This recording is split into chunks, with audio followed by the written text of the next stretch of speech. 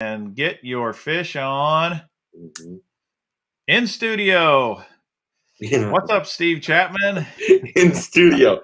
One of these days we need to do this like face to face, be in the same Yeah, space, yeah, probably we be on the need to. water together. Heck yeah, That would be more fun. we definitely need to do that. We live a pretty good distance away from each other, Yeah, though, so we do. that's a little bit of a problem. Yeah, that doesn't help that you're up in like Timbuktu Yeah, and I'm down in BFE. yeah, exactly, That's exactly. So we're let's waiting see. for Jimmy to log on here, but we didn't want to go too late. So hi to everybody that's already putting up stuff. Uh, it's going to be when Jimmy does come on. It's going to be a little bit different. We won't be able to see a video of him. We're just going to do an audio thing, and we'll do our best. He's on his ranch, and I guess the ranch doesn't have any Wi-Fi. Yeah, So fingers crossed zero that he can Wi-Fi. get everything going, and we can do this. Yep, And then we he's got the goat next week. the goat. Should be good. I mean, I don't know how you get these people on, Mr. Bass, but you're doing a damn good job. Let me just give I you got credit where credit is due. I got connections, Yeah. man. I got connections. I can't give away all my secrets. Gramps, I am in like right around the corner from Orlando. I'm in Apopka. A Popka. I've Yeah. actually stayed in a Popka before. Really? Yeah. Where? Some motel there. Some Indian guy owns it. So you stayed on the wrong side of Apopka. Maybe I did. But my buddy Joe and I went down there. It was around the time of the Bassmaster Classic up at Gunnersville. We were there at Gunnersville, and we decided to try to take a run down to Okeechobee. And we got as far as Apopka. Yeah. And then we said, what's around here? And so we just fished around there instead. We were like, it's freaking, that's too far of a drive, man. It seemed like we drove forever just to get there. Yeah, Okeechobee, like you have to go. There's like no real roads directly to where you put in. You have to go off this weird road, and then it's like one lane. It's almost like going down to the Keys. If you've never been down to the Keys, it's two lanes, and when it's mini season for lobsters, it'll back up from one key to the next. And you'll have a 6-7 hour wait just to get to the next key. It's horrible. Huh. So it's one of those things you really must love going lobstering during that mini season because it's like 3 days, and that's when everyone just crushes them. And then after that, then you see everybody and their mother out there, gigging, doing whatever, however they catch them. Yeah. I kind of had a funny story. We hopped on the St. Johns River and started fishing on the St. Johns. Yeah. And we're fishing along, and it starts raining a little. And we're like, oh, it looks like it's going to rain some.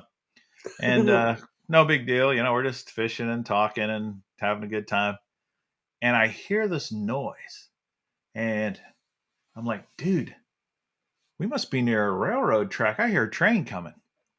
And he says, I think that's a storm or something coming. I was like, no, it's not. I was like, maybe it's just a truck. Some trucks on a highway. Maybe we're close to a highway because there's stuff all around. And I'm telling you what, we got annihilated. This storm cloud showed up and pummeled us. It was insane. The lightning, weather. the thunder, the sheets of pelting rain. It was unreal, man. So I've only fished the St. John's a few times. I went one time with my buddy Bobby, absolutely crushed bass. I mean, it was ridiculous.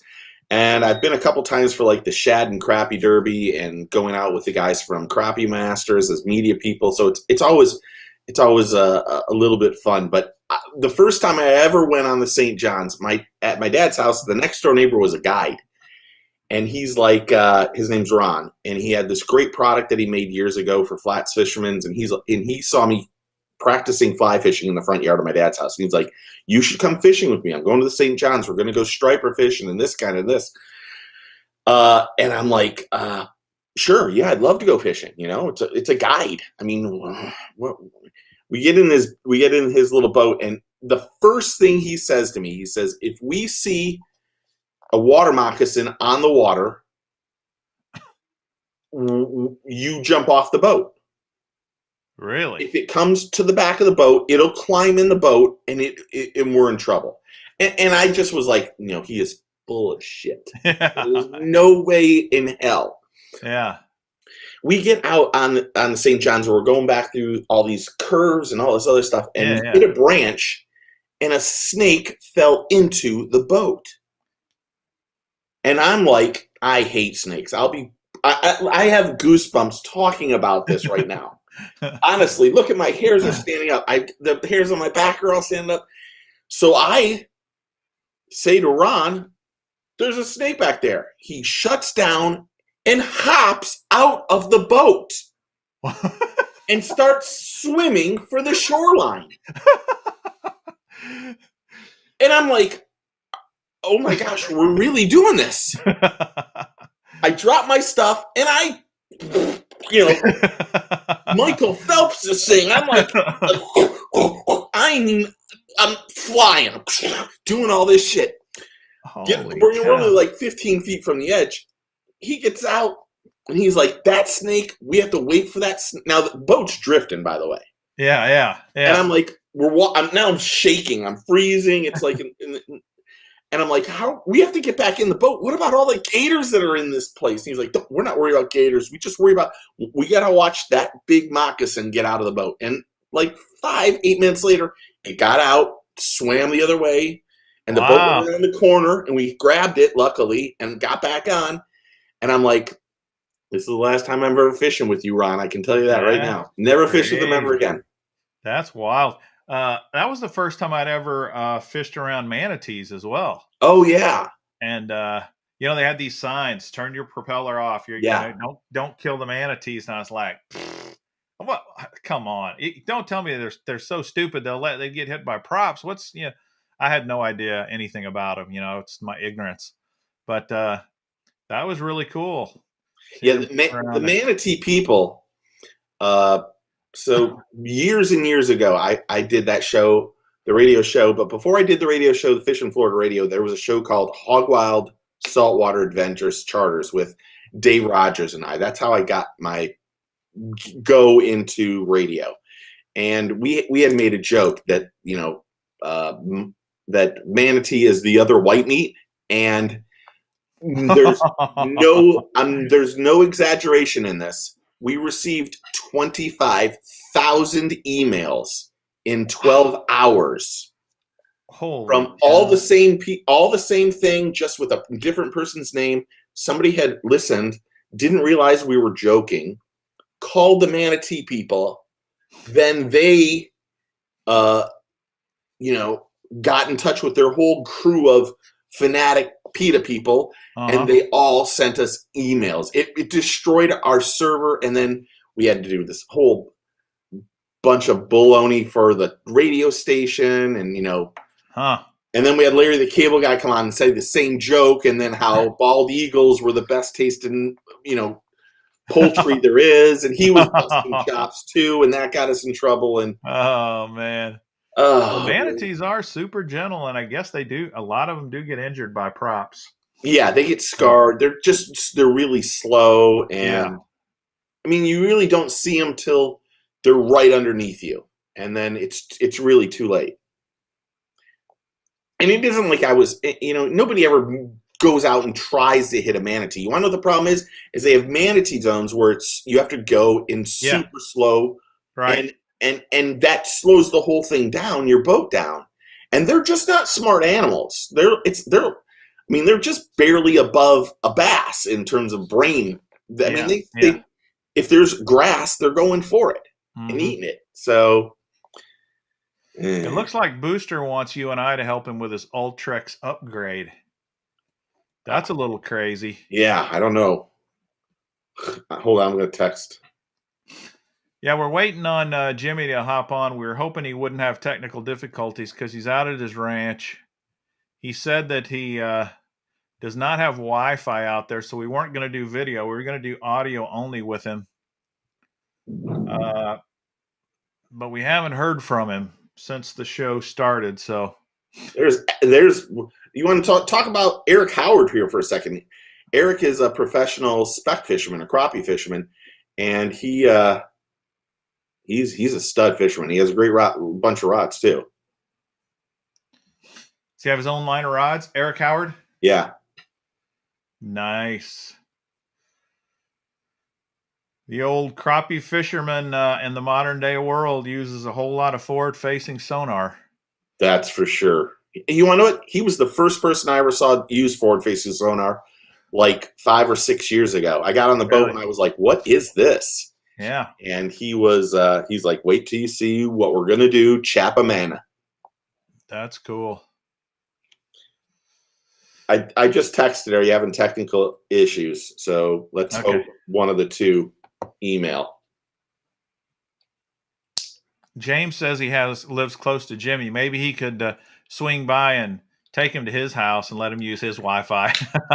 He's in Tulsa. He had some stuff he was doing this morning with his wife. So I know they were he was going to go back to the ranch afterwards. So right on, Lear Home Inspection Services. We talked about this on my show on Wednesday. How big of discounts were they? 60%. It's their Black Friday deal. All these companies now are doing Black Friday, like starting 1st of November now, all the way through, you know. Black Friday is like 2 months long now. He thought it was 8 p.m. Central time. I thought that might be what he was thinking, which that's okay. Yeah, he is. He's going to hop on right now. All right, cool. There you go. We got it from the man himself. I know you guys thought that I had the connection with Jimmy and not Steve, and that's true. I'm just letting Steve communicate with him. Thank you for doing that. You're welcome. Anytime, buddy. Who said that to you, by the way? Oh, I don't know. This is all you. Yeah, no, I didn't. Okay, we got him. Let's connect here. Hello. Hello. Hey, Jimmy. I'm sorry about that. You must. I'm on Central Time, and you must be using Eastern Time. Yeah. I'm sorry about that, Steve. That's all right. How are you doing? Well, doing good. I'm actually sitting in the car right now to Sonic. We got stuck in a big traffic. Well, it wasn't a traffic jam. They had a wreck out there on the interstate, and we sat for an hour and a half, and so we're still about 2 hours from home. But we are here. How? You know, my camera might work. I see you. Oh, nice. Turn your camera back off. You knew I'd do something like that. I knew that was coming. Awesome. Sorry, I have to say something. How's the beautiful wife? She's doing great. She's sitting right here. I'm going to turn my camera back on, see how it works. See if maybe y'all. Oh yeah. Y'all see me too, huh? Yeah, we got you. Does that work? Yeah. Yeah. Is that better horizontal like that? Yeah. Yeah, that's perfect. Chris is sitting right here beside me. Hey, Chris. Hey.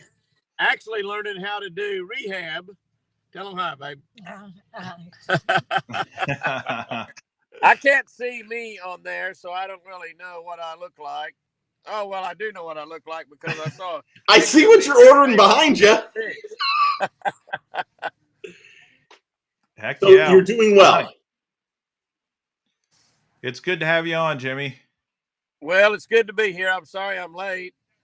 I can't see me on there. Is that good or bad? Yeah, you're all right, dude. You're all right. See you perfectly. Okay.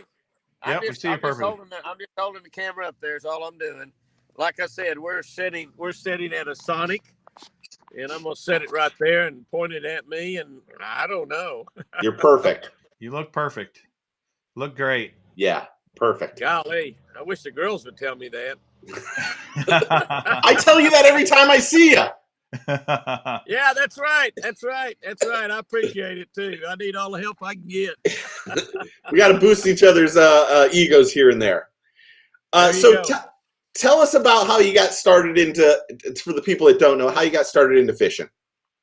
Golly, I don't really remember when I started fishing per se. My dad fished. Both my uncles fished. My granddad. I've fished with them probably, when I could walk, or maybe even before I could walk. And I don't remember when I caught my first bass. I don't remember my first fish. I was just probably too little to remember, to be honest with you. But my life really changed dramatically when my dad bought a resort on Lake Tenkiller between my junior and senior year in high school, not college, in high school. So I moved to the lake when I was 16 years old, and we grew up I went to more schools there in Oklahoma, right south of Oklahoma City and Oklahoma City suburbs. So really, I grew up in Oklahoma City, and even though we fished and hunted all the time with my dad, my uncles, and my granddad, moving to the lake obviously had a big impact. Where we lived on Lake Tenkiller, a beautiful 20-some-odd thousand acre lake, and my dad had a resort there. And so basically I fished my way through college. I fished every day. These guys talk about fishing 200 and 250 days a year, professional fishermen, some of them 300 days a year, and they should. But I was fishing 200 days a year when I was in college. I don't do that anymore, and I didn't do that throughout my tournament career. But that's really the thing that probably, where I learned how to fish a little bit was those 4 years in college, and somehow managed to get a couple of college degrees out of it too. I don't know how that happened because I spent a lot of time fishing, but it was really probably a big influence, just to be totally honest with you. We had the 1962 World Series of Fishing on Lake Tenkiller. It was a 5-day tournament. The first 2 days or 3 days was on a couple of other lakes. The last 2 or 3 days was on Lake Tenkiller. And we had at the time, this is before BASS, before Project Sports, before American Angler, before Major League Fishing, before FLW, before everything. And quite a bit before. BASS started in 1968. So Project Sports was going in, I don't know, 64, 65, 66, something like that. American Angler about the same time. But I fished with Virgil Ward, Jim Rogers, Glenn Causey, Glenn Andrews, the very best fishermen in the world. They were staying at my dad's resort, and they paid me $20 a night, which is really a lot of money back then, to watch their boats, to guard their boats at the lake. And then a lot of them asked me to go out fishing.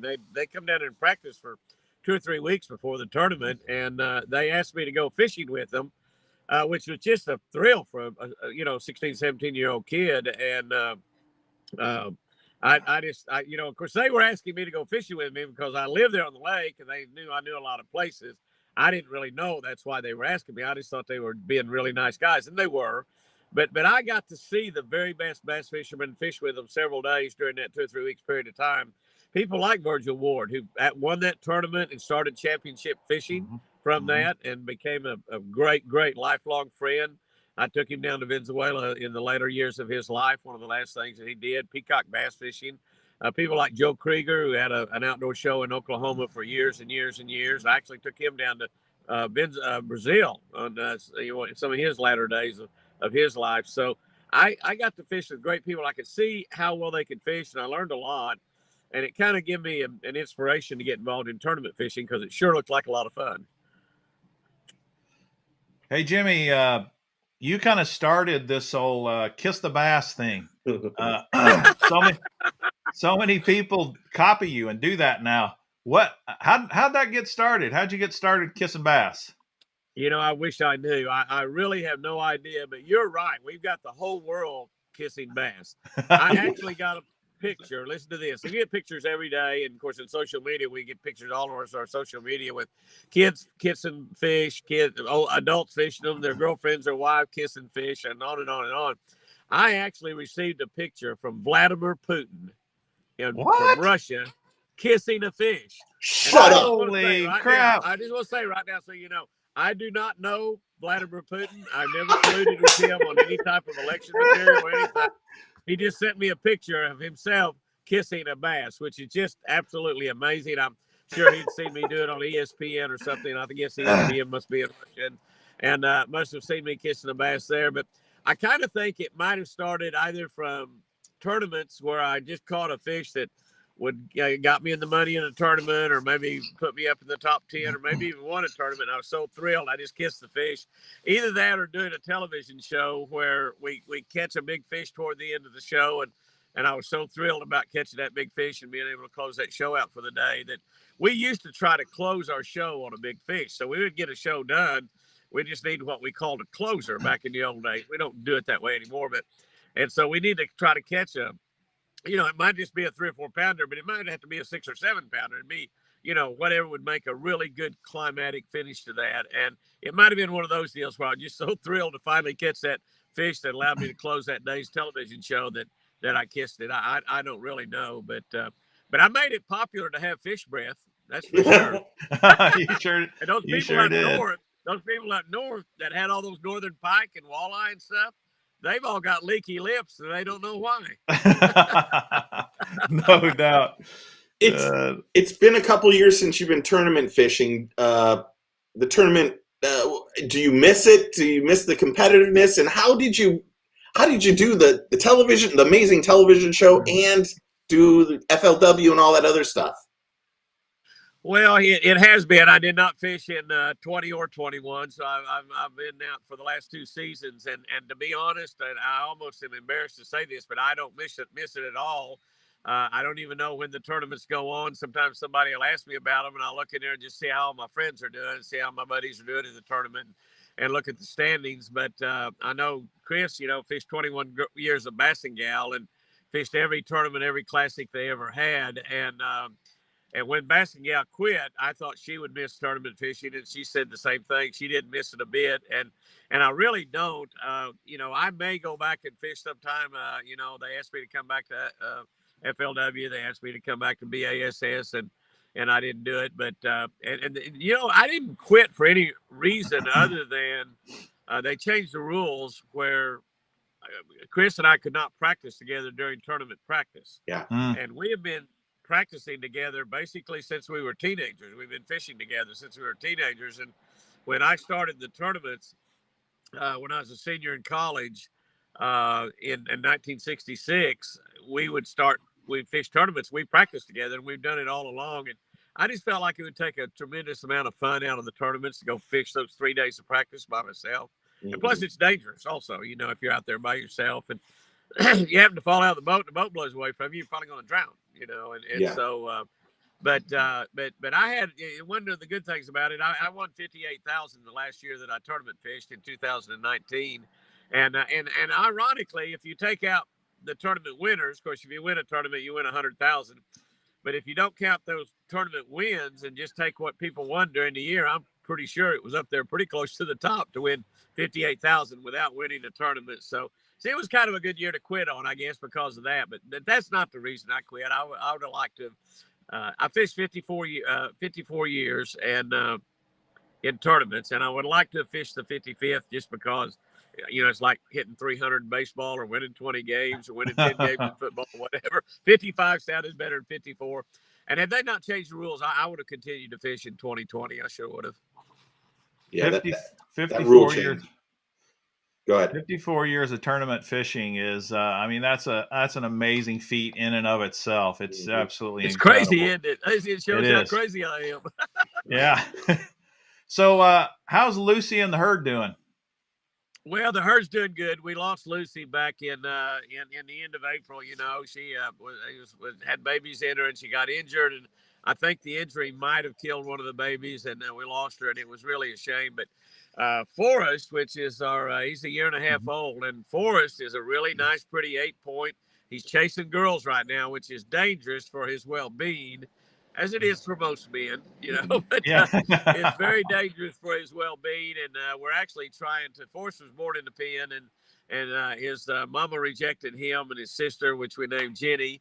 And we named Forrest after Forrest Gump because he was crippled in both legs as a baby, and that's why his mama wouldn't feed him. And we raised him on a bottle. Chris raised him, and but he's a mature buck, really pretty right now. Got a beautiful 8 point, his first horns, and we're trying to actually lure him somehow back into the pen so he can we can put about 10 does in there and let him breed those does, keep that good genetics going. But the deer are doing great. We've got 18 or 20 deer at the house every day, and we got deer laying around in the yards, and we have deer poop fertilizer on our yard. They tell me that's good, so it better be because we got a lot of it. But I tell you what, I've lived all my life around deer, and ever since we moved to the lake when I was 16 years old, and it's always kind of been my desire. And I've had feeders sitting around by the house, so at nighttime I can look out and maybe see a deer or two out there. And now we've got a situation where we can pretty much look out in any direction, any time of the day, and see deer.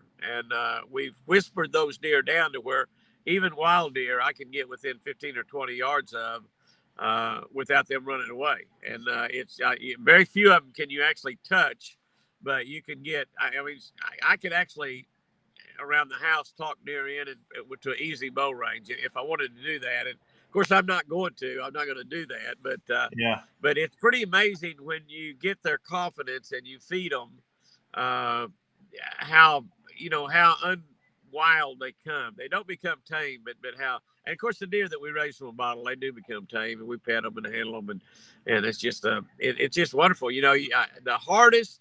I've said for a long time, and I've said even more now that we mess with the deer a lot. And our most popular thing on our Jimmy Houston Outdoors YouTube channel is the deer. It's not the fishing. The most popular thing is the deer, and we've got about 110,000 on our YouTube channel, and we got about another 18,000 on our Catch of the Day daily devotional YouTube channel. But the deer are the most popular thing. But Are you a deer it's hunter? I do deer hunt. I do. I bow Yeah. hunt. I hunt everything. I quail hunt. I pheasant hunt. I duck hunt. I got elk. Just about everything. Wild pigs. We hunt wild pigs, of course. But it's for the last several years, we really don't take any deer other than a really really mature buck. A buck is Mhm. probably at least 4 or 5 years old with a really big rack. And I know that a lot of the anti-hunters and a lot of the ladies that love to watch our deer hunting show, a lot of them jump onto me about that. And especially if one of our deer comes in the house and they walk in our great room and see all these giant heads around. Lucy, we brought Lucy in the house a lot. She came in the house on her own a lot. Yeah. And Yeah. they would ask me, what does Lucy think about all those heads hanging around on the wall? And I tell them, she's thinking those are some mighty good looking guys up there. I wonder what the rest of them look like, Yeah. on the other side of that wall. You know, But no, we deer hunt, and we raise deer, and we don't sell any deer. We don't sell any deer hunts. We raise the deer just for better conservation, create bigger deer, healthier deer, better genetics, bigger horns, and or antlers, to say it correctly, as yeah, I'm yeah, reminded a yeah. lot. I'm a redneck from the South. We say horns. Yeah. And but we're talking about antlers, not horns. I understand that, but hunters are the best conservationists in the world. They love the animals far more than the anti-hunters do. There's no doubt about it. There's no doubt about it. Absolutely. But I've said for a long time about deer, the most hardened criminal. You could take a serial killer and give him a baby deer, and he'd fall in love with that deer. You just something about white-tailed deer, you just can't help but fall in love with. And when you raise one from a baby and they lays their head on your lap, it's like it's about the greatest thing in the world. That's for sure.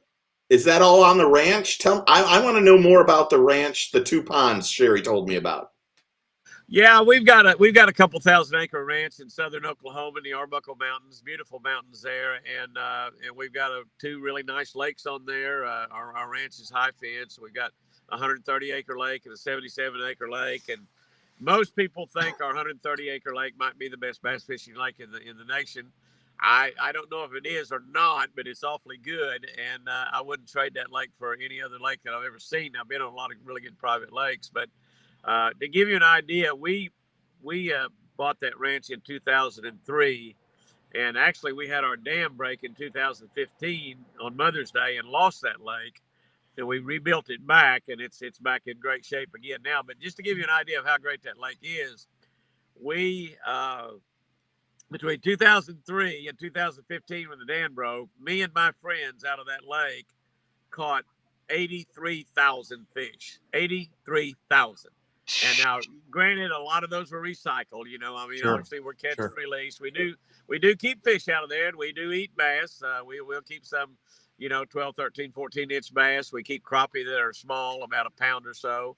But we have a lot of 2-pound crappie. We have before the lake, we lost the lake. We had a lot of 3-pound crappie in there, and most people that fished that lake caught the biggest crappie they ever caught in their life. I caught the biggest crappie I ever caught in my life at that lake. And Wally Marshall, Mr. Crappie, caught the biggest crappie he's ever caught in his life at that lake. So it's a remarkable piece of water in the mountains. It's got a great creek runs into it, and it's just and 130 acres is a fairly decent size private lake. You don't see too many that large, but it looks like a big lake. It fishes like a big lake, and it's just it's phenomenal fishing, and it's a great place to take people fishing. We take a lot of our Shell clients, Shell Oil Company, Shell Rotella, and Pennzoil are a couple of our sponsors, and we take a lot of their customers fishing. We give away trips. We take veterans. We do a lot of things with that lake. We do a lot with the Make-A-Wish and St. Jude's and things, and it's just it's kind of we almost live in heaven. I'll just put it that way. We almost live in heaven. That is awesome. As the person who is officially checking out all the greatest places to fish in the United States, I will be more than welcome to come to the ranch and make sure it is the best place on the planet. Mr. Bass will join me. Come on down. I'll take you fishing. I'll take you catching. We catch them even on the worst days. You know, I fished this week. We had a couple of guys from Shell Oil down, and we had 40 and 50 mile an hour winds all day long from the north, with gusts above 60. The biggest gust for the day they recorded at 69 miles an hour, and we still caught 28 fish. Now, 28 bass, and we did not catch any over about 4 pounds, so it was not nearly. I had a couple of their customers there a couple of days before that. We caught 53. And one of them caught the biggest bass he'd ever caught in his life, and we caught several 5-pounders. But we had like the worst possible conditions you could imagine, and still caught 28. Yeah, So, and you know, both of those days we fished last week was really bad days weather-wise. But those would be considered pretty good days on a lot of lakes, 50-some-odd bass and 20-some-odd bass. But we routinely catch, 70, 80, 100 fish a day, and it's a lot of fun. I mean, it's a lot of fun. It sort of spoils you, and the fish are very healthy, and they're big, and we stock that lake with crawfish. We fertilize with Southeastern Pond Management fertilizer all summer long. We have shad in there. We have an incredible amount of bluegill. We just it's a well managed fishery, and we love it. It's hard to get our friends to go fishing anywhere else. They want to go fish there. I have friends come down that's in the fishing industry, and I say, you want to run over to Texoma or Lake Murray or Arbuckle Lake or somewhere and fish tomorrow? They said, no, we don't. And, we fish all the lakes around, and we've actually put some really big fish in there. We caught a 1187 out of Arbuckle Lake last year, and we turned it loose there at the house. And I don't know if it lived or not, but if it did, it's probably over 13 pounds now. So that's a pretty big fish. So Jimmy, you've been a professional angler for many, many, many years, but you've also been married for many, many, many years. And I've always admired your relationship with Chris and your marriage. I've been married about 30, a little over 30, but that's a good start. It is a good start, but it is a good start. Hey. I wanted to ask you, what's the secret to a long, happy marriage? Because you guys have definitely figured that out. Well, we got married when we were teenagers, and we've been married 57 years. It'll be 58 years in December 30th this year. So I guess we're getting really, really close to that 58th anniversary. And I don't know. It's a lot of things. I think one of the things is, when we first got married and we were teenagers and we were both, well, I was a lot wilder than she was. I'll put it that way. But we were both pretty headstrong. And after about a year, it seemed like we were arguing about every little thing that came up. We didn't have any money. and we had a little baby girl. Dropped my phone. Sorry about that. That's all right. But we we had a little baby. We had a little baby girl after about a year, and it just seemed like that we were arguing about everything, and one day I just decided, and this is something you just got to make up your mind to do. One day I decided, hey, I'm not ever going to fight with this girl ever again, no matter what she says or does. And I think that, and when I did that, all the arguments started. So obviously it was probably just me and not her at all. But we haven't argued and fought all of those 57 years. That first year or so we did a little bit of that, but it's just sort of making up your mind you're going to do that, and as you grow older, and as obviously you have with 30 years of marriage, that you realize there's a lot of times when you get ready to say something, and all of a sudden you catch yourself and you don't say it, and you're so glad you didn't say it because it might have proved your point, and it might have been really the right thing to say to make sure that you were right and she was wrong, but you realize that it was just better off not to say it. And I think that's what happens as a person is married for a little bit longer. You just avoid any of those type conflicts, and you overlook anything that happens that kind of bugs you a little bit. You just simply overlook it. Or if she says something that bugs you a little bit, you don't make an issue out of it. You overlook it, and she does the same thing. And another thing I believe is, again, I talk about practicing in that boat for all of those 54 years of tournaments. We fish together, and we've got a deal up on and somebody gave me years and years ago. It's a picture of Chris and I and my daughter Sherry when she was probably, I don't know, 12, 14, 15 years old, and my son, who's 6 years younger than her. And so they're kids, and we were in a boat, and we were all fishing, and they all had big smiles, and somebody had taken that picture and made a big picture for me. And it said below that picture that the family that fishes together stays together. And, the statement, the family that prays together stays together. But I think fishing together is a big deal, too. And I think that's a big part of it. And, we've been in the business together. She's an integral part of our business. She's such an important part of such an important part of the business that, she had that stroke back on April 5, the day after Easter. And it's taken three of us to do the job she was doing in this company. My daughter, Sherry, my daughter-in-law, Mandy, and myself. And we're still probably not doing near the job that she was doing. And so we're trying to get her well so she'll get back to doing her job. We're starting our 45th year on national television. We're involved heavily in social media with YouTube and also Facebook. I've got over 600,000 people on our Facebook, and still shooting 52 television shows. We'll go back on ESPN, which is exciting to us. We'll be back there in January for 26 weeks. We'll be on ESPN2, and we were on ESPN for 21 years. We haven't been on there since 2011, so that's exciting. We'll still be on the Discovery Channel, but we'll also be on ESPN. So that's exciting, and people will be able to catch that show there every Saturday the first 6 months of the year. So we're shooting television shows. We shoot in Venice next month. We shoot in Venice, Louisiana. We shoot in Columbia for Peacock Bass in January. So we're still going 100 miles an hour, just like we always was. I've got two guys that are really good friends of mine. You probably have heard of them, might even know them, I'm sure. One of them's named Bill Dance, and the other guy's name is Roland Martin. Daddy. And those two guys are old. I mean, they are really old. And Old. Both of them turned 81 this year, and they are both still going 100 miles an hour. Yeah. And so I'll not quit. I'll not quit until they do. That's for sure. The big three. And I'm not going to die till I'm 95, so I'll probably still be doing television shows then.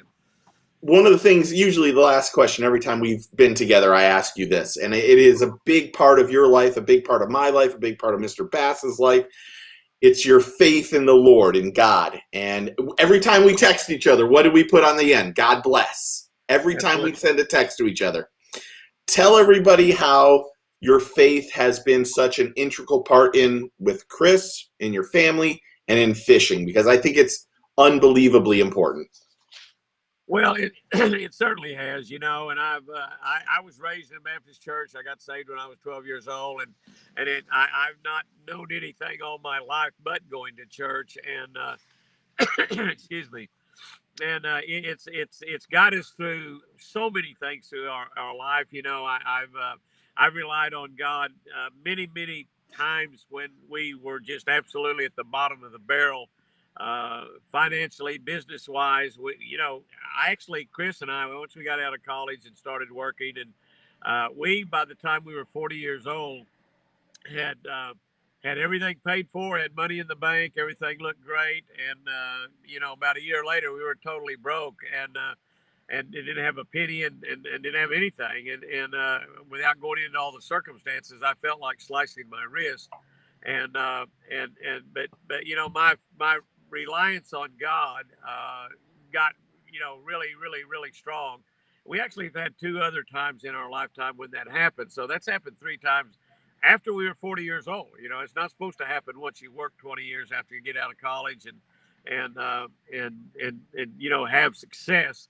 But it makes you realize, that God's not going to run out of miracles, and he'll be there through it thick and thin. We've had all kinds, obviously losing my mom and dad, losing her parents, and on, losing a sister 6 years younger than me. We've gone through illnesses and sicknesses and deaths, and God's always been there, and God's always done exactly what He's promised to do, and your faith becomes stronger every time you do that. And we're in the biggest battle that we've ever been in right now with this stroke. Chris had that April 5, the day after Easter, and it was a very severe, should have killed her. She's very fortunate it didn't, but God decided that it wasn't her. It wasn't in His plans to call her home right then. And the doctor told me the next day that she would never leave that hospital, which was kind of I guess, a doctor's way of saying she's going to die right there. And if by chance she did leave that hospital, she would never walk again. She would never talk again. She would have to live in a nursing home and basically be a vegetable the rest of her life. And I did not see God written anywhere on His name tag, and so I didn't believe any of that. I believed from the moment that I heard about that God would completely heal Chris. I still believe that, and she's doing remarkably well right now. She's walking with a little bit of assistance. She's got to have some assistance walking still, but she's walking with assistance. She's talking a little bit better every day, and God is healing Chris. And I think that relying and believing that God's promises are true is a really big part of that. I stand on God's promises, and that's why I know that He's going to heal her completely. She'll be out there fishing with me again, and probably just like she's done our whole life, catch more fish than me. She's gonna whoop your ass. She's always done it. But she was a great bass and gal fisherman. She won 25 boats or so and 7 Angler of the Year titles. I don't know, 3 or 4 classics, and she just had a remarkable bass and gal career. So the fact that she can beat me is no surprise to anybody, as a matter of fact. Yeah. I can't tell you, Jimmy, how much your faith has impacted me, and I'm sure many other people. Well, I remember vividly watching your videos, literally the day of or the day after she had the incident, and you didn't know what was going to happen. You had no idea, but you had incredible faith. And I just, I'd always heard you talk about your faith, but that day I saw your faith in action like I'd never seen before. And I was just amazed at how strong you were, how much faith you had that things were going to work out. And I appreciate that. It really impacted me, and I think it impacted a lot of people. And maybe that's one of the reasons she's had to go through that. You hope not, but in any case, you're a real inspiration to a lot of people.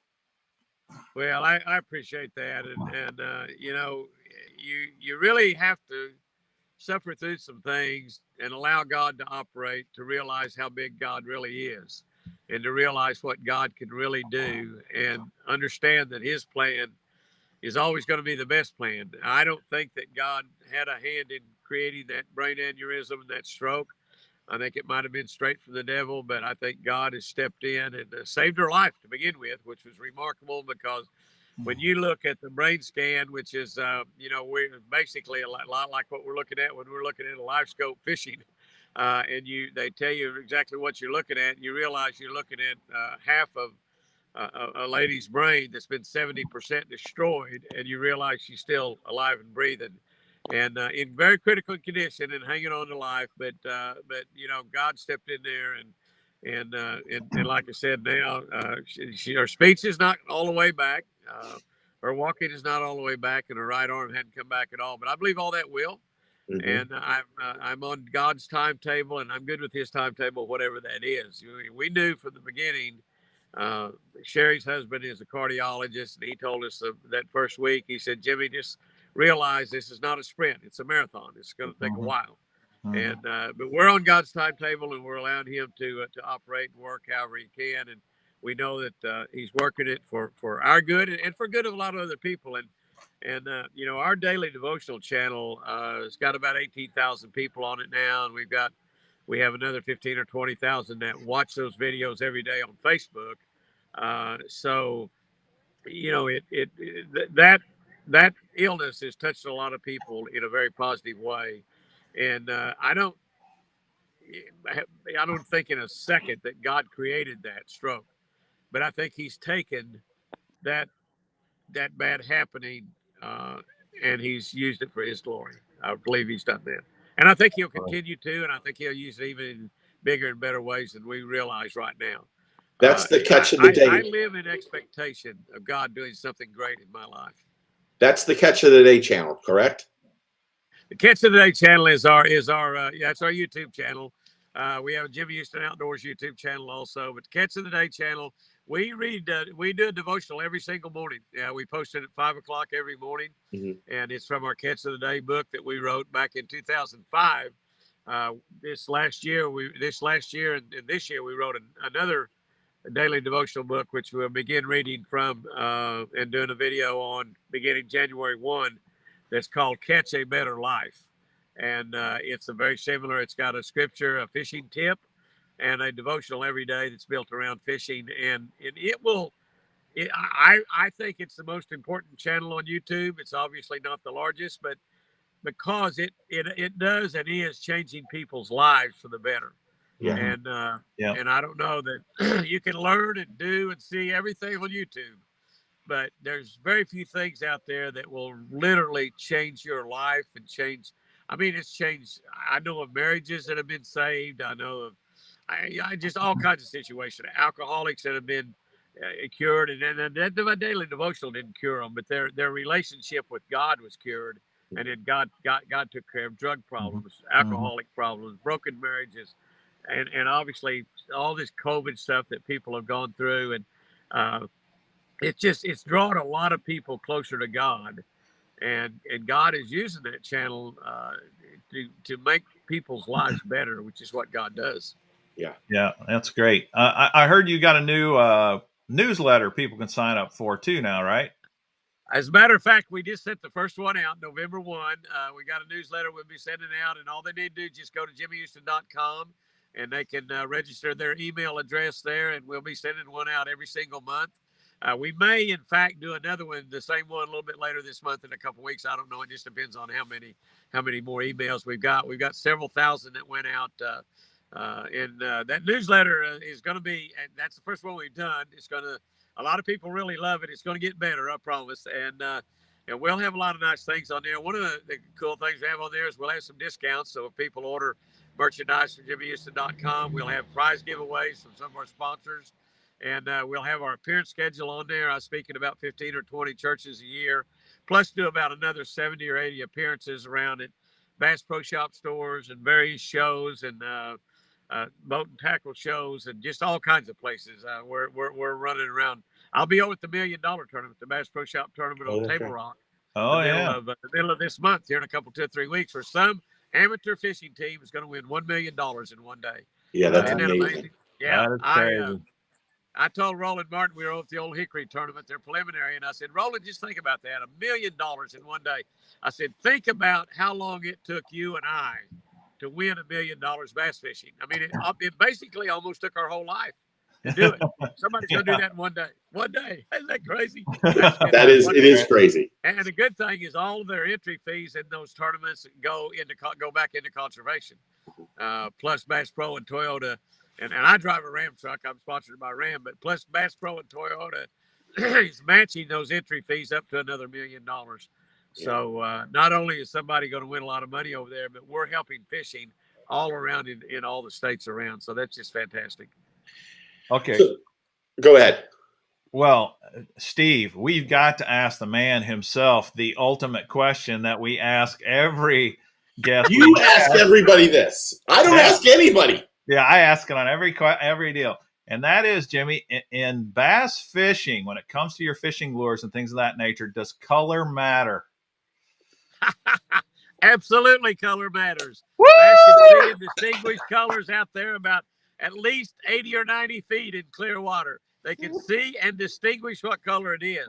We've trained them down at the University of Oklahoma that strike a certain color. We know that they can do that. Oh, by the way, I want to throw a little bill. You're talking about lures. We are getting ready to bring out the original Jimmy Houston Red Man spinnerbait that I started my tournament career with and sold to Sam Walton, with a little guy over there in Rogers, Arkansas. I sold Sam Walton Jimmy Houston Red Man spinnerbaits when he had 13 stores. 13 stores. Wow. Those turned into Walmart stores, and I got more than 13 of them now. But we will have that Red Man spinnerbait. It is a unique spinnerbait. There's no other spinnerbait like it anywhere in the country. And the fish have not seen it in years and years and years. Now, there's no fish living out there that has seen this bait because there's no 40-year-old bass swimming around. There's fishermen that's been fishing for 40 or 50 years that have used that bait. But it'll be a new deal to the fish, and I'm smoking them on it. We're hand pouring. We've been using it for the last 2, 3, or 4 months, testing and getting it right. But we'll have that Red Man spinnerbait on the market probably be the first of the year. Nice. Awesome. I like to hear that. Watch for it. Yeah, we'll promote it and do whatever we have to do. We're good for that for sure. I'll send you a couple. Yeah, I'll send you a couple. So my question was going to be a little bit different. Since we went down that thing, you fished with tons and tons of amateur fishermen. What is the most common thing you think that us normal guys do wrong and that we should be doing different to catch more fish? Well, you see a lot of things out there, but I think one of the things that everybody could catch more fish if they learn how to cast more accurately. We fish with a lot of people that don't fish very often, and they can't cast very accurately. And if you're going to bass fish, accuracy is a big, important part of the game. I would recommend everybody learns how to pitch because it's easier to pitch accurately than it is to cast accurately, and it's more easier to learn how to pitch than it is to learn how to flip. And I think the other thing that fishermen do that keeps them catching fish is they have a tendency to want to go back to where they caught them before and not really realize that where they caught them. And that might be a great spot to go. I'm not saying not to do that, but you caught them there for reasons. And, and unless it's the same time of the year, the same type of water, weather conditions, you're probably going to go back to some of those areas and not catch them. So I think that most fishermen do not look around enough, and probably most fishermen fish too slow. They probably don't cover enough water. Yeah. Casting. That's the one thing. I sound like a politician. 8 answers. Color matters. Color matters. Color matters. I gotta say color that matters. Yeah, there's gonna be now a new meme for me that says colcolor matters. I almost said they used the wrong color. I almost said that, and I thought, no, that would be silly. You should have said it. Okay, Mr. Bass, go ahead. Hey Jimmy, have you thrown any big swim baits or big glide baits? That's kind of taken over the fishing community by storm. I have, and I've caught some fish on them, and it works really, really good. But again, you're not going to catch a lot of fish on that. And I'm a fisherman that I guess you can tell from talking about catching 83,000 fish out of that lake in 13 years. I'm a fisherman that likes to catch a lot of fish as well as catch big fish, and so I mostly use baits that'll give me a lot of numbers as well as. And that's one of the reasons I've been known as a spinnerbait fisherman so much. Of course, it's a fun bait to fish, but you catch good numbers and you'll still catch, 6, 7, 8, 9 pound fish. To be honest with you, though, in the last 3 or 4 years, I've caught far more big fish. I'm talking about 8 pounds and up on an Alabama rig than I have a big swim bait. Now, and with Ah, Alabama rigs, we're pretty much using the smaller swim baits. We're using, 2 3/4 inch, 3 1/4 inch yeah, swim yeah. baits, but we're using 5 of them.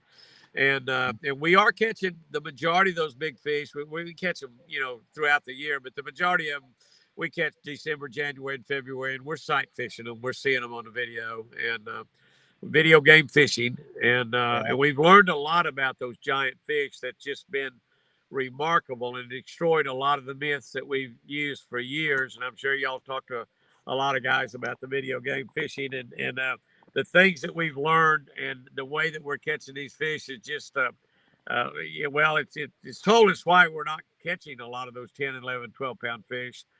Is we're not really fishing where they are a lot of the times that time of the year. And Mm. catching big giant fish 10 or 11 foot deep over 70, 80 foot of water is just something that nobody's done until now. Uh-huh.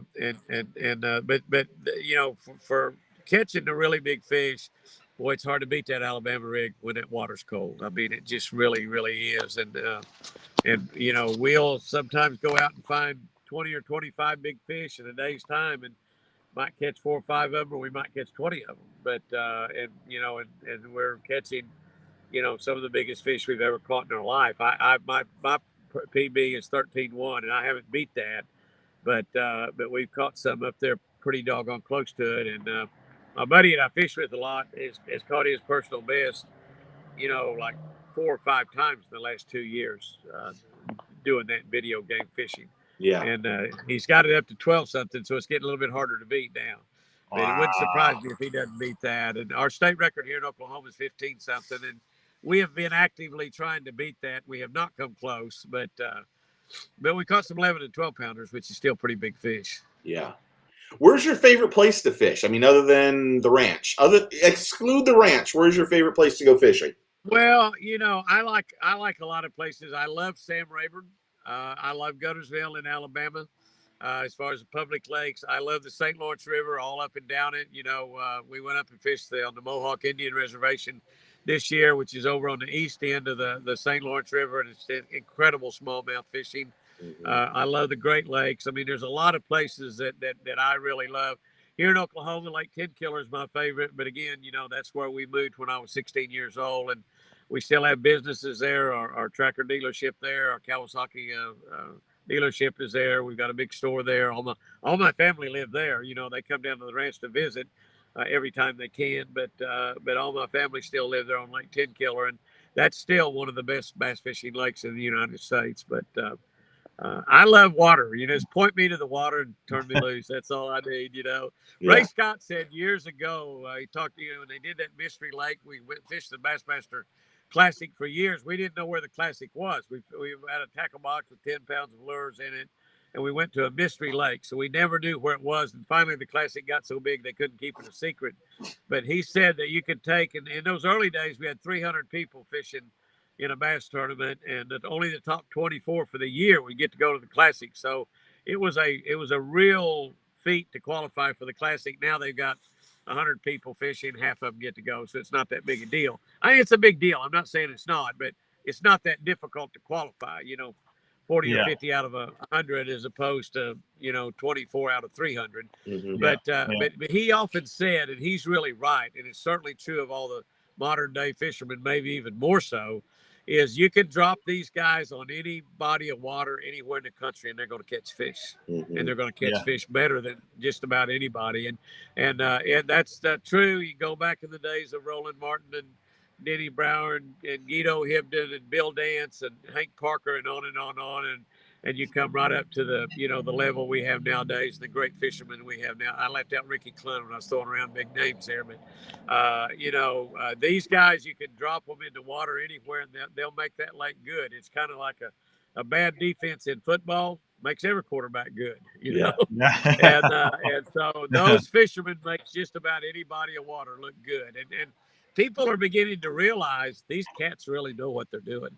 And they do. The video games, the Garmin Live Scopes have changed that game even more because we can go out and catch a limit of fish and then go out and look for 5, 6 pounds and up to try to improve that stringer.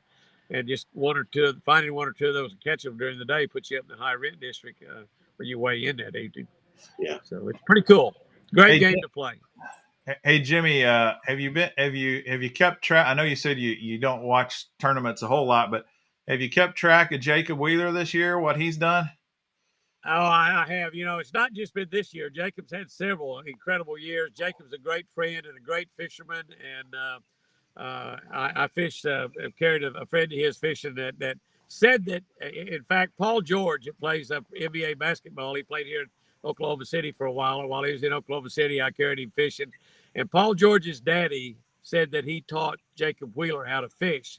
They lived on Geist Lake up there in Indiana. So I'm assuming that's right. I mean, Jacob's never told me any different. So, but yeah, he's an incredible fisherman with incredible talents and skills. And, I said for a long, long time that the best 3 fishermen that I've ever been in the boat with that seemed to have just a natural ability or talent to make the right decisions, even though they didn't know exactly why they were making decisions sometimes, and Steve catch Chapman. fish when other people was not. With Roland Martin, obviously the greatest tournament fisherman of all time so far.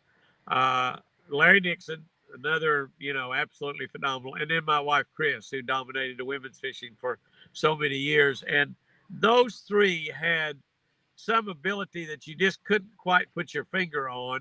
And I fished in a boat with a lot of them, many, many, many days, all 3 of those people. And one of the things that happens with the tournaments now is we don't get to fish with those other tournament fishermen like we did, because you got marshals in the boat, you got co-anglers in the boat, and there's a lot of the great fishermen today I haven't fished with. There's several that I have. We did a show with Mike Iaconelli the other day, and incredible talent. And but it was it was Mike.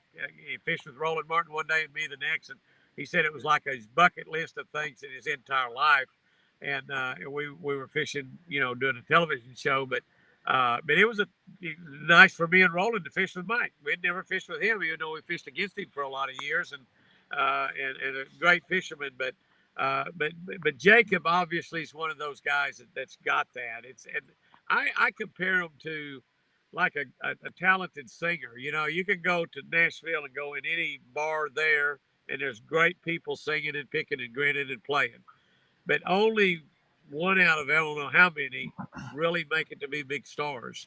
And I've got lots of friends of mine that are big stars in the music business, and all of them will tell stories about going years and years and years, and then finally making it. But those people that make it have some little something. Their voice is not better. They can't play any better. That they just have some little something that sets them out from all those other entertainers. People like Jacob Wheeler, like Roland Martin, like Larry Nixon, like my wife Chris, they have that some little something special that's just God given that causes them to be able to make the right decisions at the right time and get that extra bite, catch that extra fish. And I haven't fished with Jacob, but I'm convinced that he has it. Just watch what he's done over the years. But I've spent on many, many, many days with Roland, many days with Larry in BASS competitions. And I fished a lot of with Roland just fishing, and he does the same thing just fishing as he does in tournaments. He'll come off with some off the wall statement. You go over and try it, and you start catching fish, and you go, why did you recommend that? I don't know. It just sounded good. But it's just something that I don't know. God just puts him in that little extra innate ability to look around and let's stop over there and fish that bank out in 12 foot of water and see what happens. And sure enough, you run into a big bunch of fish. And so, but Jacob's got it. He's one of them's got it. Obviously, Kevin Van Dam, Ricky Klein. I mean, all of the really, really great ones have got that. But there's a handful of some of those names that I mentioned that even set themselves apart from all of those really great ones. Yeah. Jacob's doing it right now. Jacob's on fire. We got to let you. Hey, he's been that way for 3 or 4 years. Yeah. And I tell you, Jacob's a good friend. And he's one of those guys that you run into, and I fished against him at FLW tournaments for a few years.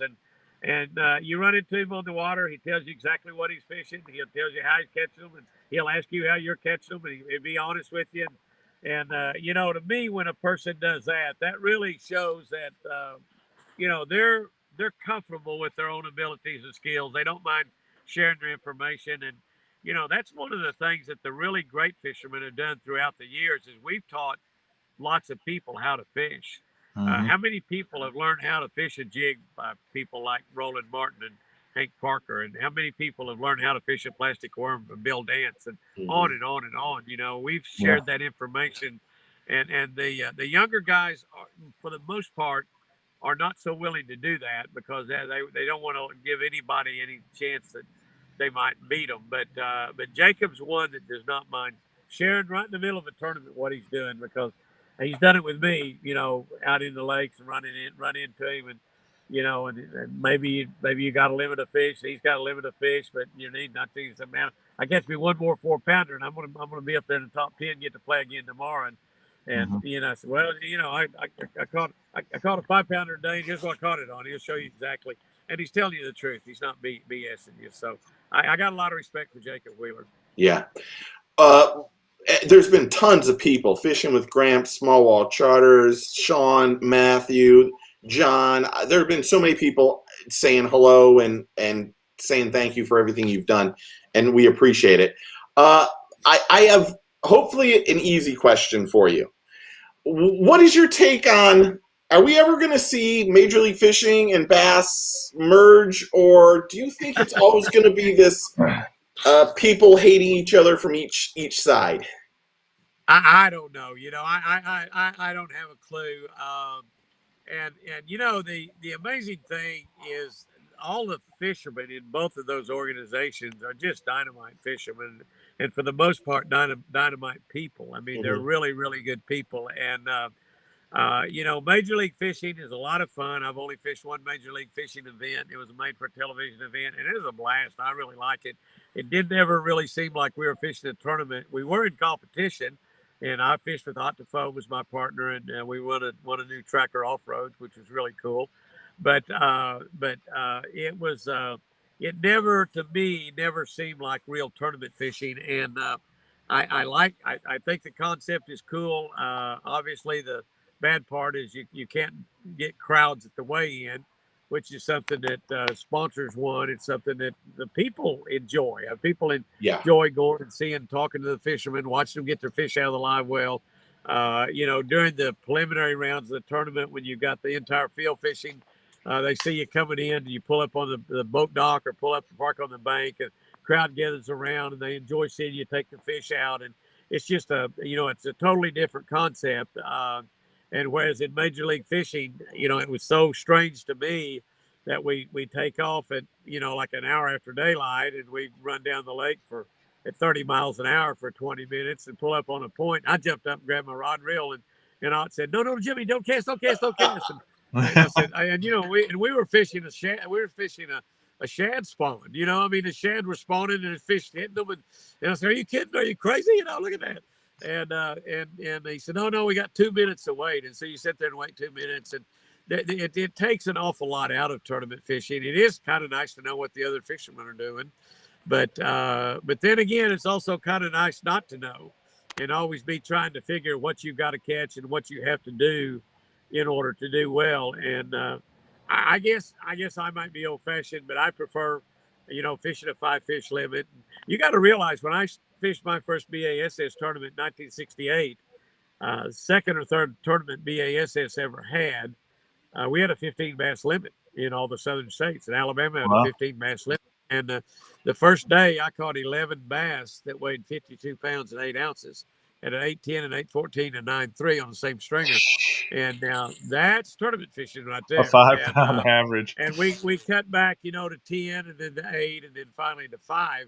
Actually, the Bassin Gals started on 5, and Bass was still on 7 or 8, I think, at the time. And they eventually moved back to 5. But I still believe that real tournament fishing is 5 bass limits, or whatever limit you want to put. If you have 2 people fishing, maybe you want 6 or 8 or 10 fish. I don't know, but anyway, catch your biggest ones, and and obviously Major League Fishing realized that what they were doing wasn't setting good with the public. They changed from 1 pound to 2 pound, and that changed the dynamics around totally. And yet they still, with FLW, they still fish a 5 fish limit tournament. So I don't know. I kind of think maybe both are good, but I think real tournament fishing is you know a limit of fish in your biggest whatever, And whether that's going three across the fish or five stage. fish or seven.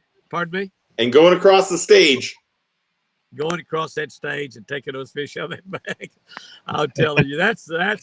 Edwin Evers is a great friend of mine here from Oklahoma, and I did a fishing show on a YouTube deal with Edwin the other day, and it just was so disappointing to me. I was tickled to death to see him win that big tournament, and but of course he won the Bassmaster Classic in his hometown, being there in Tulsa, Oklahoma, and going into a Coliseum with 20,000 people there, and taking those fish out of the live well, just like but he wins I think they call it a red crest or something, but whatever their championship is, but he wins that, and his guy calls him time, and he turned around, laid his rod down, and the guy shooting camera said, "Well, congratulations, you just won the championship." And well, thank you, I appreciate it.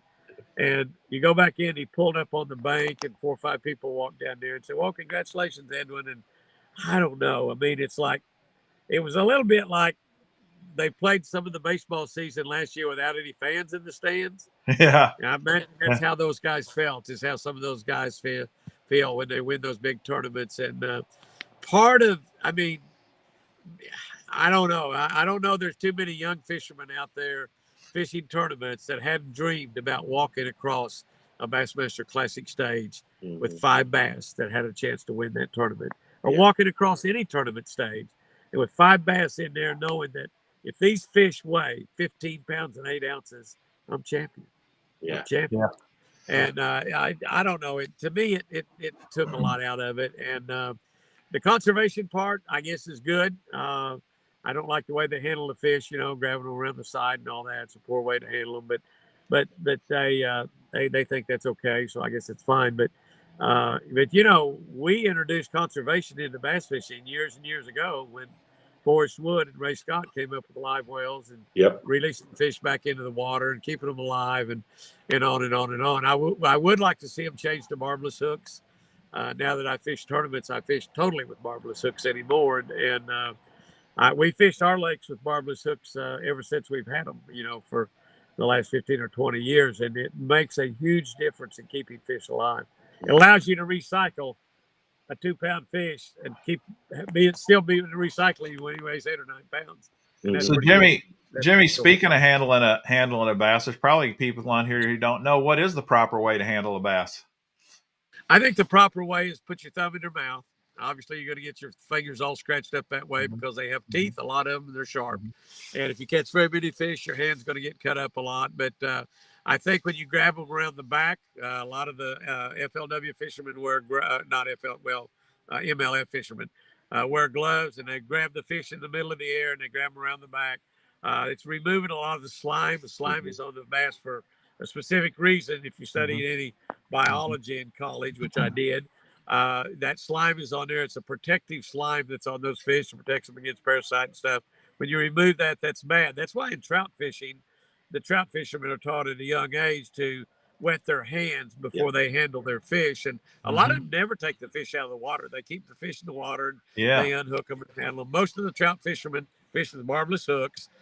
I hate to say trout fishermen are doing it better than us because a lot of trout fishermen smell funny. I'm telling you, a trout itself smells funny. But I'm just saying. Okay, all the trout fishermen are gonna say, "Oh my God, I can't believe it." But anyway, trout don't like bass fishermen. I'm telling you, we smell bad to a trout. They don't like us. Trout don't like us. But the best way is to put your thumb in their mouth and hold them straight up and down. And if you're going to hold them crossways, put your hand under their belly where you're not breaking that jaw or dislocating their jaw. Of course, when you put your hand under their belly, again, you're removing some slime. I think the best way is to hold them straight up and down. And if you're going to take a picture, stick your arm way out there and put that fish up close to the camera. Makes it look better. That's the way they're supposed to do it. The way Roland Martin taught me how. Roland Martin showed me how to do that when I was supposed to get. I just a little boy. Roland taught me that.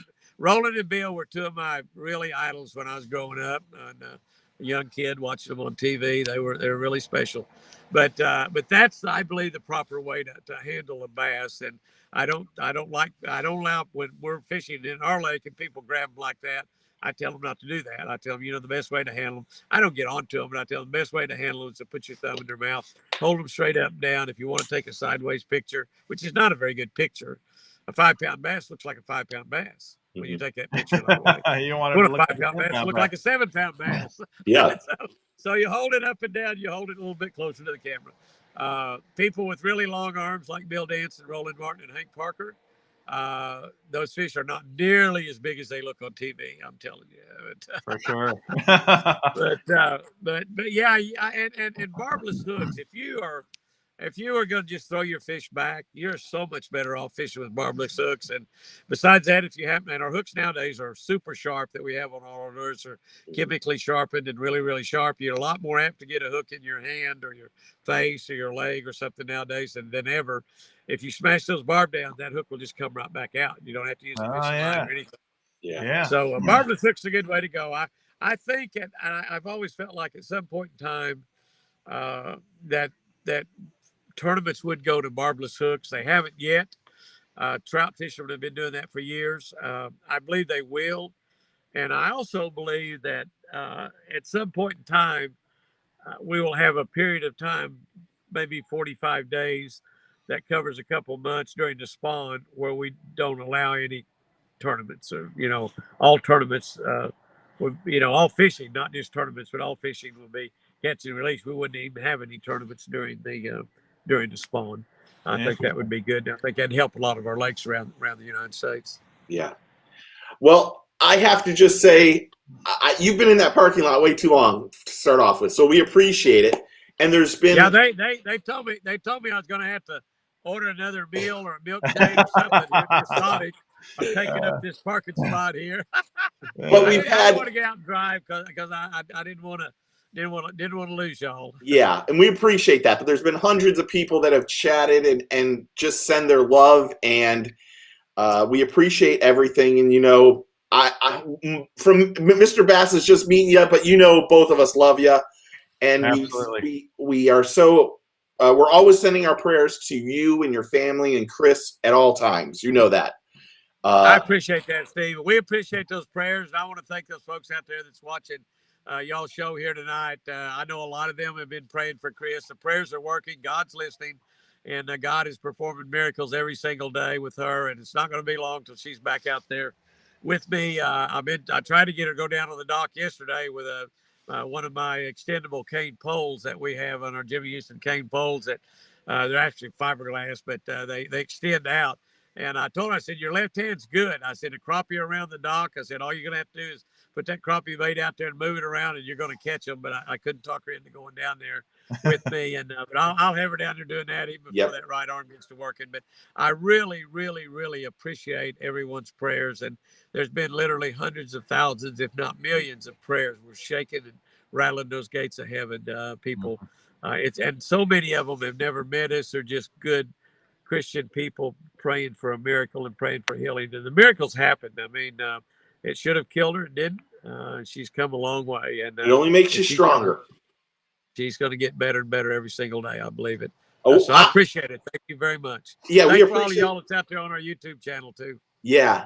I'm going to take you up on this fishing thing, by the way. But I want Chris to get healthy too, so I can put the smackdown on Chris. That's the goal. There you go. The weather's getting kind of nasty now, but springtime is just around the corner. Yeah.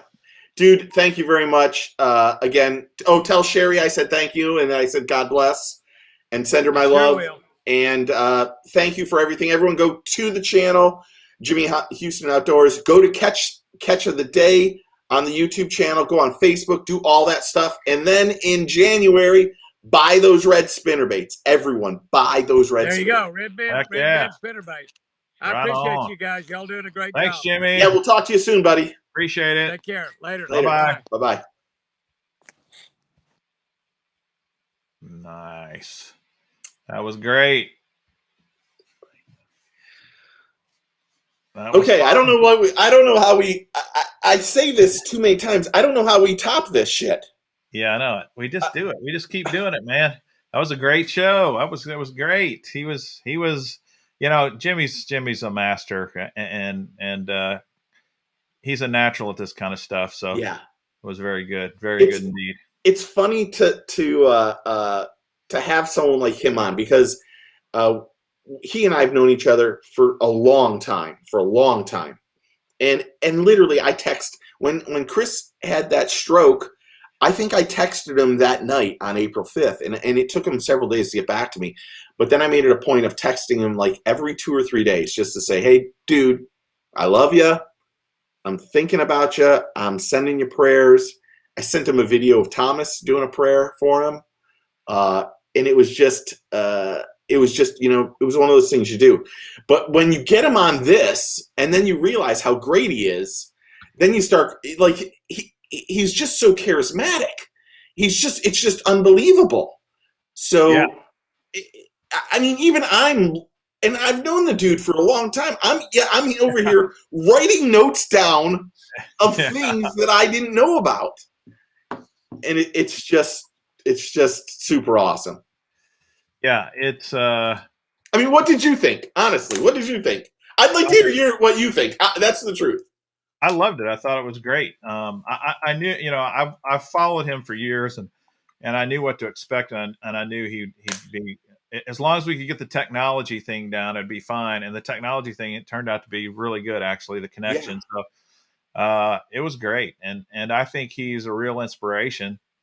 And I like the fact that he's got the Putin story.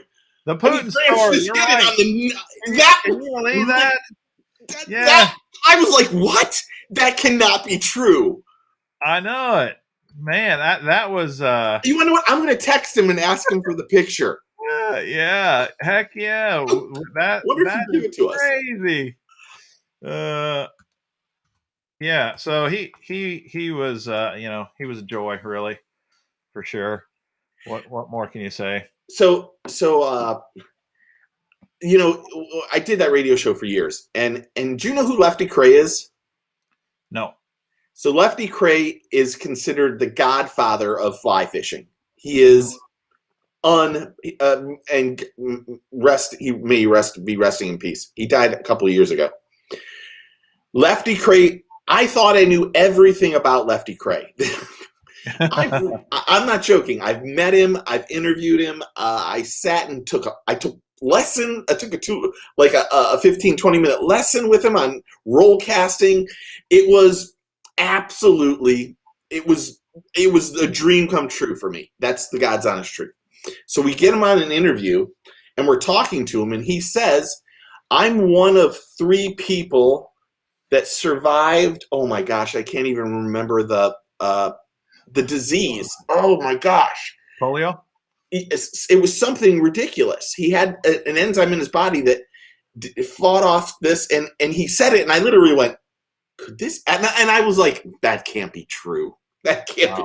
But you hear these things, then you hear this thing about, I mean, who would even think Vladimir Putin's fishes?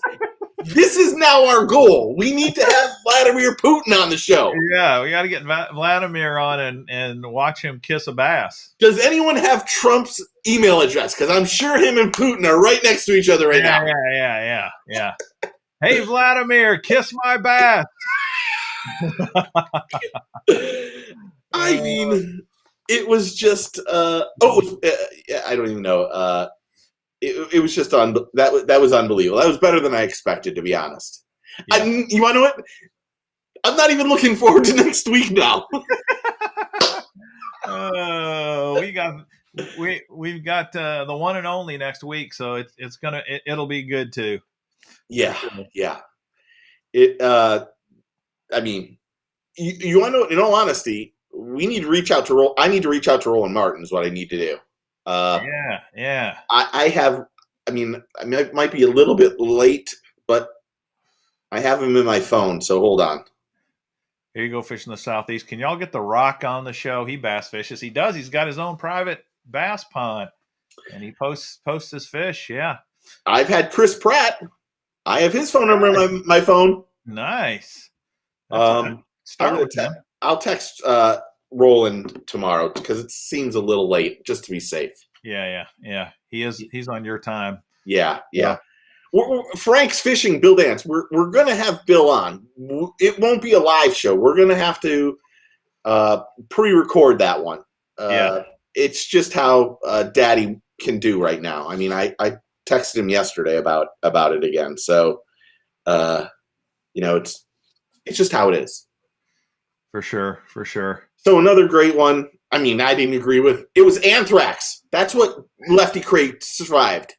Oh, and they holy named, cow! I know, and they named one of the things the L, whatever F Lefty, whatever his middle name, LK 30 or something, LK3 immunity from Lefty Kreh. Wow! And to hear that story, it's like another really good person that would be really great to get on, and I don't know if I can get him on. Is Gary Loomis. How Gary Loomis started G Loomis is absolutely ridiculous. Really? His story.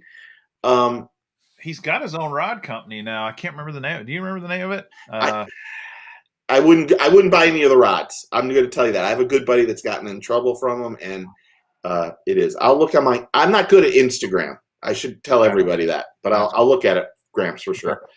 But how Gary Loomis started his rod building, and the first rod he built, and how he got his wife involved to make rods, and the whole story is edge rods is absolutely wonderful.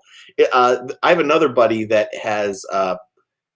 was married to Chris Everett, and massive fly fisherman, and he has some stories about going fishing with presidents and stuff like that. That I don't think a lot of people would know him, but it's fun to hear. I always think it's fun to hear everyone else's stories about fishing, where they've been, that kind of stuff. That's what I find interesting. For sure.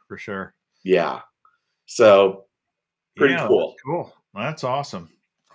All right. So now that we've had him, just out of curiosity, who would you really, really like me to work on? Well, I really wanted KVD, and you've kind of checked that box. So, yep. Who next? I kind of want to do Jacob Wheeler again, to be honest. Yeah, I think those guys, this is the time of year, especially there's only a few more weeks left of deer season. And once that's over, that's kind of like the golden time to try to nail some of these guys down for sure. Small water charters. Anytime I can go fish the headwaters, I'll drive down. I'm right in Apopka. I'll drive down. You tell me, I'll film it. I'll tell you another guy who does a really good interview is Larry. What's the guy's name that owns Dobbins Rods? Dobbins. What's his first name? He's really interesting to listen to him talk about the industry and about rod building and about fishing tournaments. I mean, he's another guy that's really, really interesting. I can get Gerald, I think. Wheeler I can get pretty much any time, I think. Greg Hackney, Andy Mill, that was who I was talking about. Andy Mill's one. Gary Dobbins, yeah. Andy and I, of all things, we did an interview on the radio, and then we would always text each other. I had questions about, like, Andy wrote one of the greatest books about tarpon fishing on the planet. And so I texted him. I said, "Hey, I'm going tarpon fishing. What leader should I use on my fly rod? Blah blah blah." And he's like, "Look, I'm going like buck hunting in Montana. Are you coming with me?" Was the reply. And I'm like looking at my phone, going, "What is he talking about?" I'm like, I don't even know. Are you inviting me? And he's like, "Yeah, come on.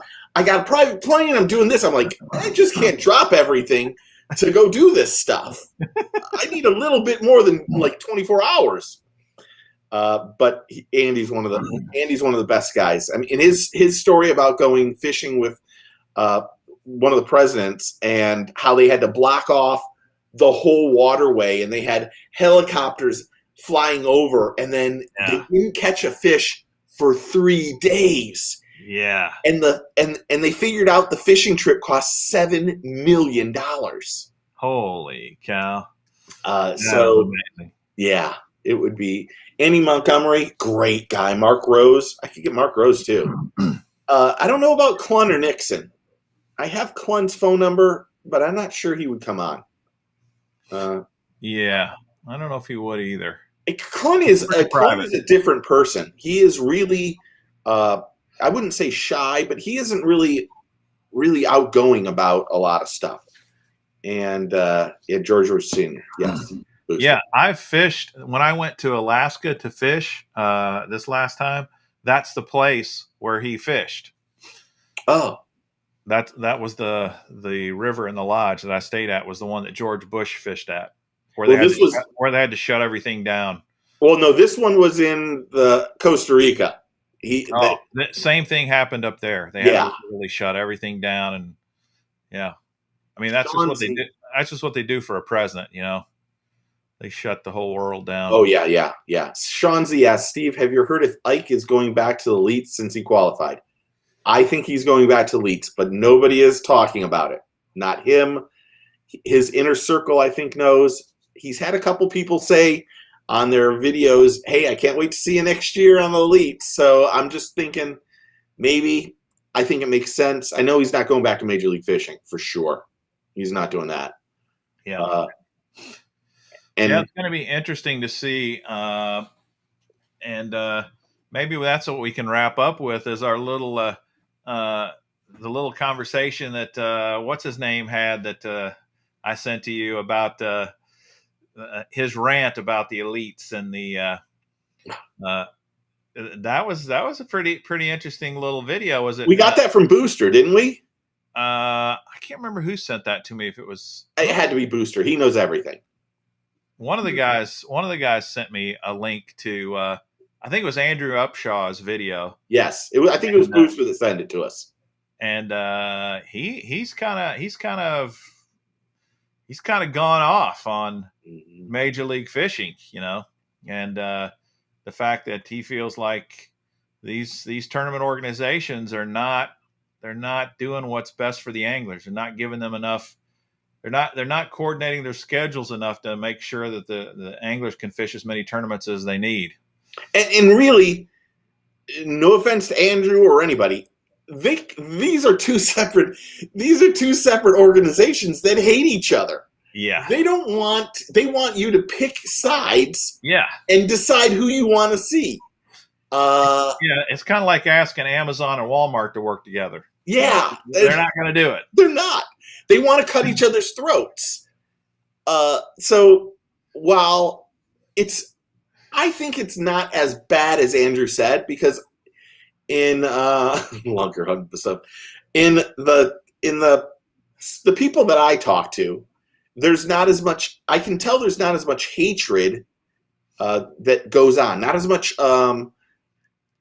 backstabbing and talking about people. They've kind of gone. You know what? We're both of us need to succeed for this for bass to work, for tournament fishing to work. But I mean, a lot of them are now looking at NPFL. I mean, we're going to see 4 really big people fishing NPFL next year, for sure. So, well, I guess it isn't for sure.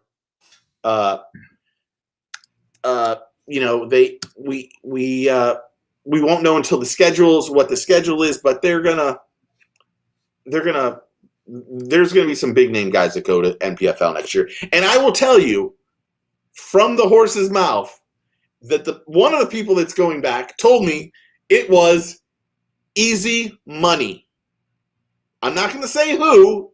Really? He said fishing the NPFL will be easy money, huh? And I'd like to say, I told this person, I said, you better hope you kill everybody. Yeah. If you come in second place in Angler of the Year, you have lost in this thing. And he promised me that he would be Angler of the Year. Promised. Well, you and I have talked about this offline, and I think it is a smart strategy for some of these super elite guys. You know, if they've got the time, why not hop over there and make some more money and get a little more exposure? You always need more exposure. Yeah. And some of those elite guys, I think, could just kill it over there. Yeah, I think a couple of them the couple that are going to do well there. They're going to do well. They're going to do well everywhere. So, Yeah, that's interesting. It was also interesting listening to Jimmy talk about the fact that he pretty much thinks the old 5 fish limit's the way to go. So I told you this story, and I can say it now because it's been years. A couple of years ago, I went to the FLW thing here in Toho, and my goal was to only interview John Cox. I don't mean any disrespect to anybody else, but John and I had a really good rapport, and I had heard some rumors, and I was like, I need to get to John. Well, John got sick that day at the captain's meeting or whatever you want to call it. So I ran into Todd and Castledine, or however you say his last name, Castledine, and I ran into a bunch of other people. But Jimmy was there, and I was like, hey, do you have like 15 minutes to talk? And he's like, of course. So we went into a corner and sat down at a round table, and we sat there, and I filmed an interview with Jimmy for 2.5 hours. Oh, man. And in this time, this is when Major League Fishing was just getting into the business. And we went, he had all sorts of, what he thought was right, what was wrong. And then while I was doing this interview, I was like, I can't use any of this. I don't want somebody to come back at Jimmy. Yeah. I don't want somebody, because at that point in time, everybody was, going crazy. Either you were for them or you were against them. Right. So I was like, I cannot use. And I told him afterwards, I go, I can't use any of this. And he's like, no, I don't mind you doing it. I said, I don't want to put you in that position where you have to question just because you and I sat down and did this. And then I came home and I think I edited it down to like 15 minutes of stuff. And I actually still have all the interview too, of all things. Awesome. But, it was one of those things. Okay, so you were telling me you've got a brand new Monster Bass box coming out, eh? So Monster Bass got a hold of me like maybe a week and a half. Was it like a week and a half ago? Maybe 2 weeks. Yeah. I think it's about and I'll be brutally honest. I you heard me. I was not happy. I didn't want to do this. Mm-hmm. I've been talking to Vic at Florida Tackle Club of doing a Get Your Fish On box. Yeah. That it was literally all the baits that I think are the best on the planet. I'll be honest, it'll have a jackhammer in the box. And no other box can do that. Except awesome. Florida Tackle Club. So we've talked about it for months since iCast. And so Monster Bass got a hold of me and said, bunch of lunker hunt lures. Yeah. I can tell you there's no lunker hunt in my box. Never. But they said, go on our website and no worms either. Go on our website and look for 8 lures or plastic baits or whatever that you are confident in and that you would put in your own box. And I went through their Monster Bass stuff, and I'll be honest, I only found I found 12 things that I thought were decent. No offense to anybody else, but I was like, this is what I think is good. And I'll be completely honest. I think what I put together is the best box they'll ever have. Well, I don't think I can get in trouble for sharing what's in it. Can I? Why not? Heck, well, hey, roll the dice, man. Let's see what's in the box. What's in the box? What's in the box? In all honesty, do you think I get in trouble if I say it? I don't know. It's exposure. It's exposure for Monster Bass. It shouldn't hurt, should it? Oh, and let me just say, one hook drop shot sample pack. That's what Steve's going to have, a bunch of sample packs in his box. Sample packs. Sample packs and overstocks and discontinued stuff. Now here's the thing. They had a bunch of people that I don't know how many people they involved in this, to be honest, but they said every person who does it gets paid. So one of the things I made a very big, I'm going to be completely upfront about it. I told them not to give me 1 penny. Any money that comes out of this goes directly to a kids fishing event. I don't want anything. Well, they did send me 8 lures. Oh, great. I have to do a video, but what we need none to of it, do. all of it goes directly to kids fishing events. Great. What Jan's got the right deal. When the box comes out, I'll buy it and I'll unbox. Get your fish on's Monster Bass box. So why don't I just ask them to send one to you? Yeah, that'll do it. Yeah. Heck yeah. I can tell you right now, there's no buffs. And no really, buffs? Yeah, they packs? Nothing great. They kind of hinted that I needed to use some of the Monster Bass stuff. I went, no, I don't want anything to do with that. Oh. Either you put this stuff in here or I'm out. Okay. And I will be honest, I had asked for that Alabama Slammer, like it's a little twitch bait, 105, and they didn't have enough in stock. So they put something else in that I set it. But really what it came down to was I just wanted I know this is going to help them sell a lot of stuff. No shaving cream either. But I wanted it to be and no man wipes. Actually, if they had man wipes, John, I would have put them in there. Yeah, Barbasol. I wanted it to do. I wanted it to go back to the kids. So that's the only reason I did this. Because when Vic and I do if Vic can get my box together on what I want, that will be the single greatest box of all time. And there's a good chance that'll happen. I'm not supposed to be sharing that, but you know, it is what it is. But I can say there's no like terrible baits in that thing at all. And I gotta admit, I agree with Gramps. The dude wipe is pretty awesome. I had a Dude Wipe sponsor 10 years ago. Yeah. Gerald Swindle got his Dude Wipe sponsor because of me. Yeah. Right on. So anyway, it goes back to kids fishing, and that's all. That's what it came down to. Yeah. See what C Big Hill says? Who needs a box with all black and blue baits? He knows that's all you're going to put in there.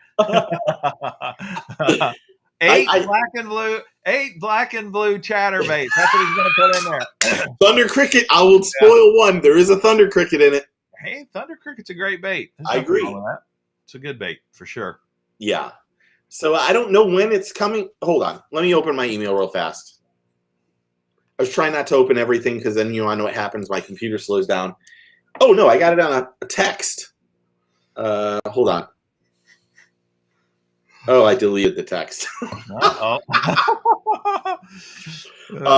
Who would that be from? Monster Bass. So I'm supposed to. Mine is on the way, and it's supposed to take 2 or 3 days. Awesome. You want to know what? And you can just tell me this. There is a retail value of over $60 in this box. That is awesome. Well, 8 lures in a single box, that's a lot of lures. That's great. There's only one plastic. Only one soft plastic? Dude, you're crushing it. Oh, wait a minute. I didn't ask for the... I see a mistake already. Uh-oh. How did that get there? Oh, that's a shit bomb. I'm going to have to email somebody. Uh-oh. But I think it's, like I said, I think it's going to be, it's going back to kids, so that's all I cared about. That's cool. That's awesome. I think it's a good way for Monster Bass to it's going to be a limited edition, by the way. Okay. So there aren't going to be a ton of them because I don't know how much stock they have of those lures. So there's no lunker hunt for sure. There's no long. And what I really wanted to do was I wanted it so that at first I thought, well, I'll do the box, and then whatever money they're supposed to give me per box, I would ask for a discount code or a free lure to be put in instead of getting the money for whoever bought them. Oh. My way of trying to give back as much as possible. But then I was like, well, I talked to you about it. I was like, should I do the kids thing? And and that kind of made a little bit kids idea. I like idea. I mean, sure. I think it's going to be. I think it's a pretty good box. That's the truth. I mean, is it great? I'm sure it is. No, but it's pretty darn good. I'm Okay, excited. I'm excited. I want to see it. Yeah. I haven't shared with you the list. No, you have. You want it? I'll text it to you. You have been like, nope, it's a secret. I'm not letting it out. Yeah. Okay? Let me just say, Bulldog. There isn't really anything technically wrong with Lunker Hunt. I just don't think they make a very good product. I've had a lot of issues with things falling off or something being weedless and it's not really weedless, and it's really more just kind of a joke on the channel for fun. Yeah, that's all, really. I don't buy Lunker Hunt stuff. Having said that, I do have a Lunker Hunt lure somewhere over here. Oh yeah, I have this one. I have the lizard that I'll give to anyone who wants it. Anyone can have that thing. Frog fur. Yeah. I did this. They say this bait is weedless, but the arms get grass in them. The hooks are too exposed, and the back hook that's in the butthole, that thing doesn't work at all. So, frog fur. This one doesn't. That one doesn't do it for me. Right on. JJH2613 says, I want to try that lizard. Does he? Yeah. Tell him to text or email me or whatever it is. JJH2613, send an email to. Yeah. I'll even put your email up here for him. Right there. You go. Try boiling it, Steve. So, fish in the Southeast, the spider isn't great. The spider loses its arms every time you catch one bass. I've never had one of those spiders. They look sick, and they do. Wait a minute. They do catch fish. They catch fish. They look super real. Yes, but that spider, that the legs fall off every time. I don't even know how many. They sent me so many of those things. Not one of them made it through one fish. There it is right here. Yeah, and those legs just come off too easy. That's the problem with that bait. It looks awesome. It looks so good. The packaging's great too. They even put a web on the packaging, man. They did a great job with this bad boy. And, I don't really care if it really catches fish and it gets destroyed after one or two fish. I'd still throw it. But I'm talking about after one fish, like one 1 pound fish, the legs come off. Maybe it's just those Florida strain fish that are just vicious. I had a bluegill eat it and it killed it. Hey, those Florida strain bluegill, they're brutal. I got a bluegill the other day. I'm not joking. I have no idea what this bluegill was thinking. It ate a Cinco worm, and it was probably 2.25 pounds. Wow. I mean, it ate a worm. That's crazy. And I was like, what is happening here? It like went sideways, and I'm like, damn it, I got another turtle. And then it just fought, and then when it got close, I'm like, oh my gosh, it's a bluegill. And then I was like, okay, this is pretty cool. So all right, so we're about out of time here. What do you got going on in your channel this week coming up? Hold on. I got to go to my other page here. I've been doing a lot of videos for Patrick Sebile, so there'll be some Patrick Sebile lures coming up. But I think the next one for me is actually the Little Hustler Escort Spinnerbait. The Little Hustler. Wow. Interesting. And then some other ones, but I think that's the next closer look. And I like that video you did with Patrick. You had Patrick Sebile explaining his what do you call that bait? It was good. There was a few people that said put a translator on there, but I could understand pretty much everything he said. So by the way, if the rubber boots thing is killing me, man. Yeah, I'm never wearing rubber boots the rest of my life. Those rubber boots were sexy. You got to make sure you're wearing shorts.